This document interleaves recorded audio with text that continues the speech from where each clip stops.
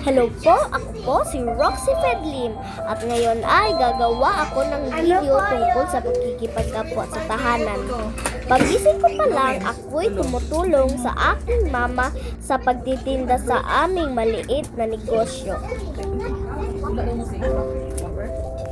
At dahil sa lola ko ang bumili ay palagi akong nagmamano sa aking mga kamag-anak, lalo't ito ay aking mga lola. Pagkatapos kong tulungan ang aking mama, nagpaalam na din ako makipaglaro sa aking mga kaibigan. Ito na iwasan ko ang pagbababad ng aking gadget at aming tinulungan ang aming kaibigan dahil ito ay nadapa.